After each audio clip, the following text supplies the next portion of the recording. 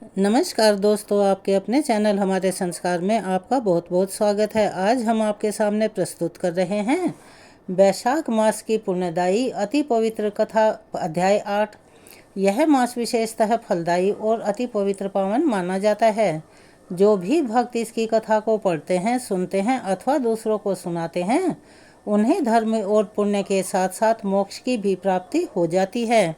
तो चलिए कथा शुरू करने से पहले प्रथम पूजनीय गणेश भगवान को, जिन्हें विघ्नहर्ता के नाम से भी जाना जाता है, उनका स्मरण करते हैं और विष्णु भगवान के चरणारविंद में अपना ध्यान लगाते हैं। ओम नमो भगवते वासुदेवाय नमः। अच्युतम केशवम कृष्णे दामोदरम राम नारायणम जानकी वल्लभम। चलिए अब हम शुरू करते हैं आज की कथा। आज की कथा में हम बैसाख की अक्षय तृतीया और द्वादशी की महत्वता के बारे में जानकारी देने वाले हैं। द्वादशी के पुण्य दान से और उसके फलों से किस प्रकार एक कुतिया का उद्धार हुआ, इसके बारे में हम आपको एक पौराणिक कथा सुनाने जा रहे हैं। श्रुतदेव जी कहते हैं, जो मनुष्य अक्षय तृतीया को सूर्योदय काल यानी के ब्रह्म मुहूर्त में प्रातः स्नान करते हैं और भगवान विष्णु की पूजा विधि विधान से करके कथा को पढ़ते हैं, सुनते हैं या दूसरों को सुनाते हैं, उन्हें मोक्ष और मुक्ति मिलती है। जो उस दिन श्री मधुसूदन भगवान की यानी के विष्णु भगवान को प्रसन्न करने के लिए दान पुण्य करते हैं, उनका वह पुण्य कर्म भगवान की कृपा से अक्षय पुण्यों और अक्षय फलों की प्राप्ति करवाता है। बैसाख मास की पवित्र तिथियों में शुक्ल पक्ष की द्वादशी समस्त पाप राशियों का विनाश करने वाली है, यानी कि उससे उनका शमन हो जाता है। शुक्ल द्वादशी को योग्य पात्र के लिए जो अन्न या वस्त्र दान दिया जाता है या जल का दान किया जाता है, उसके एक एक दाने में कोटि कोटि ब्राह्मणों को भोजन कराने का पुण्य मिलता है। या कोई जलदान करता है तो उसकी एक एक बूंद के दान से उन्हें अक्षय पुण्य की प्राप्ति होती है। शुक्ल पक्ष की एकादशी तिथि में जो भगवान विष्णु को प्रसन्न करने के लिए रात्रि जागरण करता है, भगवान का कीर्तन करता है, बंधु बांधवों के साथ भगवान का स्मरण करता है और उनकी कथा को सुनता है, पढ़ता है या दूसरों को सुनाता है, वह जीवन के आवागमन से मुक्त हो जाता है। जो बैसाख की द्वादशी तिथि को तुलसी के कोमल दलों से भगवान विष्णु की पूजा विधि विधान से करता है, जैसा कि हम सभी जानते हैं, तुलसी को भगवान विष्णु की प्रिया कहा गया है और भगवान विष्णु तुलसी के पत्रों के बिना भोग को स्वीकार भी नहीं करते हैं। वह अपने साथ साथ अपने पूरे कुल का उद्धार करके अपने पूर्वजों को भी वैकुंठ लोक का वासी बना देता है। जो मनुष्य त्रयोदशी तिथि को दूध, दही, शक्कर, घी और शुद्ध मधु यानी शहद, इन सभी 5 द्रव्यों से भगवान विष्णु को प्रसन्न करने के लिए उनकी पूजा विधि विधान से करता है तथा जो इस पंचामृत से भक्ति भाव से श्री हरि को स्नान करवाता है अर्थात उनका अभिषेक करता है, वह संपूर्ण कुल का उद्धार करके भगवान विष्णु के लोक में प्रतिष्ठित होता है। जो सायंकाल के समय यानी शाम के समय भगवान विष्णु को प्रसन्न करने के लिए गुड़ का शरबत दान करता है, वह अपने पुराने पाप को शीघ्र ही नष्ट कर लेता है। बैसाख शुक्ल द्वादशी में मनुष्य जो भी जिस भी प्रकार का दान पुण्य करता है, वह अक्षय फल देने वाला होता है। इसी के संबंध से जुड़ी हुई हम एक पौराणिक और प्राचीन कथा आपको सुनाने जा रहे हैं। प्राचीन काल में कश्मीर देश में देवव्रत नाम के एक ब्राह्मण थे। उनके एक कन्या थी जो अति सुंदर और रूपवान थी, जिसका नाम मालिनी था। उसे सभी मालिनी के नाम से जानते थे। ब्राह्मण ने उस कन्या का विवाह सत्यशील नामक के एक युवक, जो कि अति बुद्धिमान और अति गुणवान था, उसके साथ कर दिया। मालिनी कुमार्ग पर चलने वाली एक निश्चल होकर स्वच्छंदता पूर्वक इधर उधर भटकने वाली लड़की थी। वह केवल आभूषण धारण करने के लिए, अपनी इच्छाओं की पूर्ति के लिए अपने पति का जीवन चाहती थी, यानी कि उसके साथ रहती थी। लेकिन उसके मन में उसके प्रति ना दया थी, ना इज्जत भाव था, और ना ही वह उसका भला चाहती थी।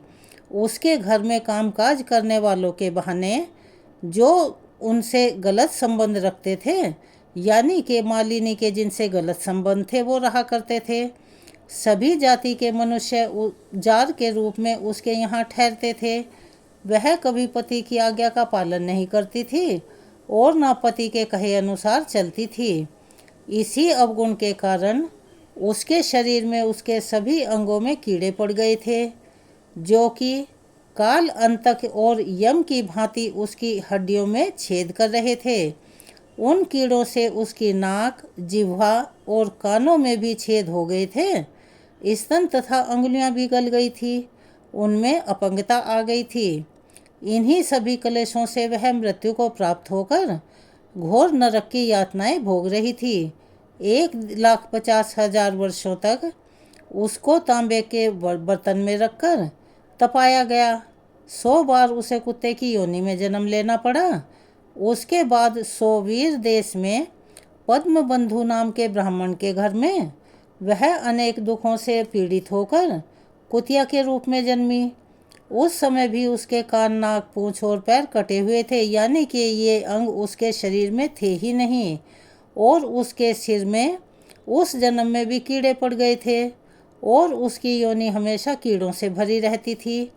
हे राजन, इस प्रकार से 30 वर्ष बीत जाने के बाद एक दिन बैसाख के शुक्ल पक्ष की द्वादशी तिथि को पद्मबंधु का पुत्र प्रातः काल नदी में स्नान करके पवित्र होकर भीगे वस्त्र पहनकर घर वापस आया और उसने तुलसी की वेदी के पास जाकर पानी डालकर अपने पैर धोए।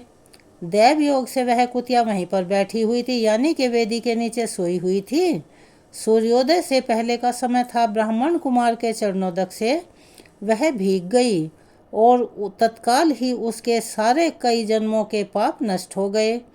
फिर तो वह उसी क्षण अपने पूर्व जन्मों का स्मरण करने लगी, यानी कि उसे अपने पहले जन्मों की याद हो आई। पहले के कर्मों की याद आने से वह कुतिया तपस्वी के पास जाकर दीनता पूर्वक स्वर में पुकारने लगी, कहने लगी, हे मुने, आप हमारी रक्षा करें। उसने पद्मबंधु मुनि के पुत्र से अपने पूर्व जन्म के दुराचार पूर्ण जो भी उसके बुरे कर्म थे उन सभी का वृतांत कह सुनाया और साथ साथ यह भी कहा कि हे ब्राह्मण, जो कोई भी दूसरी युवती पति के ऊपर वशीकरण का प्रयोग करती है वह दुराचारिणी मेरी ही तरह से तांबे के पात्र में पकाई जाती है। पति स्वामी है, पति गुरु है और पति ही उत्तम देवता है। इसीलिए हर स्त्री को अपने पति का मान सम्मान करना चाहिए और पति के कहे अनुसार ही चलना चाहिए। साध्वी स्त्री उस पति का अपराध करके भला कैसे सुख पा सकती है?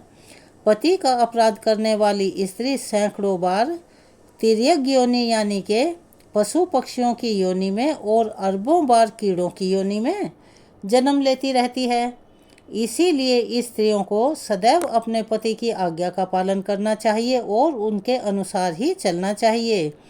ब्राह्मण, आज मैं आपके सामने आई हूँ। यदि आप मेरा उद्धार नहीं करेंगे तो मुझे दुख है कि मुझे पुनः फिर इसी यातनापूर्ण और घृणित योनि में जन्म लेना पड़ेगा, यानी कि मुझे फिर से कुतिया का ही जन्म लेना पड़ेगा। अतः विप्रवर, मेरी आपसे यह विनती है कि आप मुझ पाप आचारणी को बैसाख शुक्ल में अपना पुण्य प्रदान करके उबार लीजिए। आपने जो पुण्य की वृद्धि करने वाली द्वादशी का व्रत किया है उसमें स्नान, दान और अन्न भोजन कराने से जो पुण्य आपको प्राप्त हुआ है, कृपया आप अपना पुण्य मुझ दुराचारिणी को दे दें और जिससे कि मुझ दुराचारिणी का भी उद्धार हो जाएगा। हे महाभाग, दीन वत्सल, मुझ दुखियों के प्रति दया कीजिए। आपके स्वामी जगदीश्वर जनार्दन दीनों के रक्षक हैं, सबकी पुकार सुनने वाले हैं। उनके भक्त भी उन्हीं के समान होते हैं। दीन वत्सल, मैं आपके दरवाजे पर रहने वाली एक तुच्छ कुतिया हूँ। मुझ दीन के प्रति भी दया कीजिए और मेरा उद्धार कर दीजिए।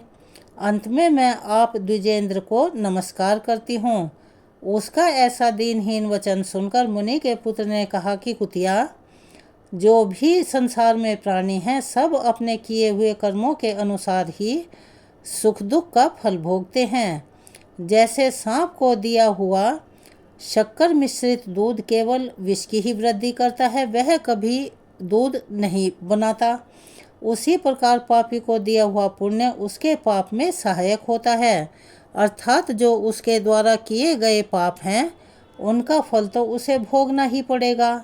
मुनि कुमार के ऐसा कहने पर कुतिया दुख में डूब गई और अंदर बैठे हुए उसके पिता ने पद्म बंधु ने जब अपने पुत्र की ऐसी बात सुनी तो वह अपनी कुटिया से निकलकर बाहर आए और उन्होंने अपने पुत्र से कहा कि बेटा, तुमने इस कुतिया से ऐसे वचन क्यों कहे? क्योंकि तुम जानते हो सूर्य चंद्र बिना किसी भी स्वार्थ के संसार के लिए उपकार करते हैं, यानी कि सूर्य पूरे संसार में उजाला फैलाता है और सभी जीवों की रक्षा करता है, तो तुमने इस दीन कुतिया से ऐसा वचन क्यों कहा? तब उसके पिता के पास जाकर वह कुतिया जोर जोर से रोने लगी और बोली, पद्म बंधु बाबा, मैं तुम्हारे दरवाजे की कुतिया हूँ। मैंने सदा तुम्हारी जूठन खाई है और उसी से जिंदा हूँ। कृपया मेरी रक्षा करो और मुझे बचाओ। गृहस्थ महात्मा के घर पर जो भी पालतू जीव रहते हैं वह उनका स्वामी होता है और उनका उद्धार करना या उनकी गलतियों पर उन्हें दंड देना उसी स्वामी के अधिकार में आता है, ऐसा वेद वेताओं का कहना है। चांडाल, कौवे, कुत्ते ये प्रतिदिन गृहस्थों के दिए हुए टुकड़े खाते हैं, यानी कि उनके दिए हुए अन्न पर ही जीवित रहते हैं, अतः उनकी दया के पात्र हैं। जो अपने ही पाले हुए रोग आदि से ग्रस्त एवं असमर्थ प्राणी का उद्धार नहीं करता वह नरक में पड़ता है, ऐसा विद्वानों का हमारे वेद शास्त्रों का कहना है। संसार की सृष्टि करने वाले भगवान विष्णु एक को कर्ता बनाकर स्वयं ही पत्नी पुत्र आदि के व्याध से समस्त जंतुओं का पालन करते हैं। सुखों का उपभोग करके इस पृथ्वी पर भगवान नर नारायण के अंश से उर्वशी नाम से प्रकट हुई। इस कथा के द्वारा हमें यह सीख मिलती है कि हम यदि श्रद्धा और विश्वास नियम पूर्वक भक्ति करें तो भगवान स्वयं हमारे जीवन का मार्ग प्रशस्त करते हैं, अर्थात हमें सही मार्ग दिखाते हैं। वैशाख मास का प्रतिदिन किया गया छोटा सा पुण्य, जैसे भूखे को भोजन खिलाना, प्यासों को पानी पिलाना, उन चीज़ों का दान करना जो गर्मी की तपन से बचाने वाली हैं, अक्षय पुण्य की प्राप्ति करवाता है और विशेष फलदायी होता है। धर्म का पालन, दान और स्नान ये सभी कार्य हमारे जीवन और सोच को पवित्र बनाते हैं। हमें उम्मीद है कि हमारे द्वारा सुनाई गई यह कथा आपको पसंद आई होगी और आपको आज की कथा से ज्ञान और शांति की अनुभूति भी हुई होगी। अगर आपको यह वीडियो पसंद आई हो तो कृपया हमारे चैनल को सब्सक्राइब करें, वीडियो को लाइक करें और कमेंट करना ना भूलें। ज़्यादा से ज़्यादा वीडियो को शेयर करें। हम ऐसी ही धार्मिक कथाएं और जानकारियां लेकर आते रहेंगे और बेल आइकन को भी दबाना ना भूलें। अगर आप हमारे चैनल पर नए हैं और अभी तक चैनल को सब्सक्राइब नहीं किया है तो प्लीज़ चैनल को सब्सक्राइब करें, वीडियो को लाइक करें, ज़्यादा से ज़्यादा शेयर करें। आज के वृतांत को हम यहीं विराम देते हैं। इसके आगे का वृतांत हम अपनी आने वाली वीडियो में सुनाएंगे। तब तक के लिए उसका इंतज़ार कीजिए। अपना सहयोग और प्यार हमें ऐसे ही प्रदान करते रहें। धन्यवाद।